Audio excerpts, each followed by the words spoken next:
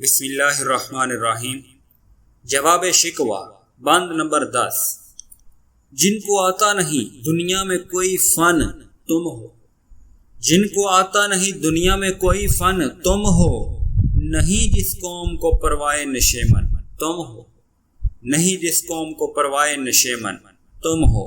نشیمن کہتے ہیں گونسلے کو، اور پروائے نشیمن کا مطلب ہے کہ اپنے گونسلے کی پرواہ، یعنی اپنے وطن کا خیال، اپنی قوم کا خیال۔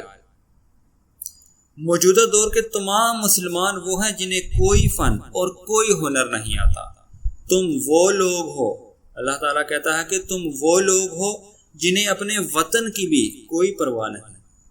بجلیاں جن میں ہوں آسودہ وہ خرمن تم ہو، بجلیاں جن میں ہوں آسودہ وہ خرمن تم ہو، بیچ کھاتے ہیں جو اسلاف کے مدفن تم ہو، بیچ کھاتے ہیں جو اسلاف کے مدفن تم ہو۔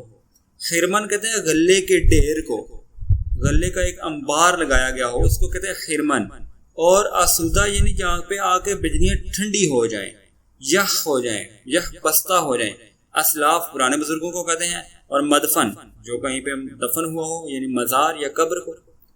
اللہ تعالیٰ کہتا ہے کہ تمہاری مثال اس غلے کے ڈھیر کی سی ہے جس میں آ کر بجلیاں بھی سرد ہو جاتی ہیں، یعنی تمہارے سینوں میں انقلابی ولولے ٹھنڈے ہو چکے ہیں۔ تم لوگ اس قدر ذلیل ہو گئے ہو کہ اپنے بزرگوں کی قبروں کی تجارت کرنے سے بھی جھجکتے نہیں۔ ہو نکو نام جو قبروں کی تجارت کر کے، ہو نکو نام جو قبروں کی تجارت کر کے، کیا نہ بیچو گے جو مل جائیں صنم پتھر کے، کیا نہ بیچو گے جو مل جائیں صنم پتھر کے۔ نکو نام نیک نام، اور صنم بت کو کہتے ہیں، پتھر کو کہتے ہیں۔ چونکہ تم اپنے بڑوں کی قبروں کو فروخت کر کے بدنام ہو چکے ہو، کیا تم پتھر کے بتوں کی پوجا سے باز رہ سکو گے؟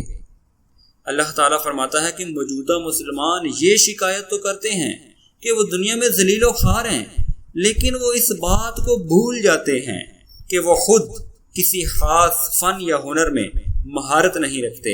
ان کے دل گرم آرزوؤں اور انقلابی جذبات سے یکسر خالی ہیں۔ دور حاضر کے مسلمان اس قدر خود غرض ہو چکے ہیں کہ انہیں صرف اپنے ذاتی مفاد سے محبت ہوتی ہے، نہ تو انہیں اپنے وطن عزیز کی کوئی پرواہ ہے، اور نہ اسلاف کے نقش قدم پر چل کر نمایاں کارنامے سر انجام دینے کی کوئی فکر ہے۔ وہ مسلمان جو اپنے بزرگوں کی قبروں پر بیٹھ کر لوگوں کی کمائی پر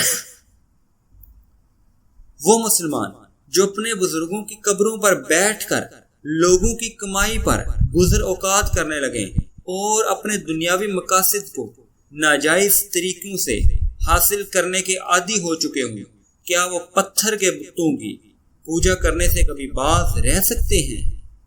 اللہ حافظ۔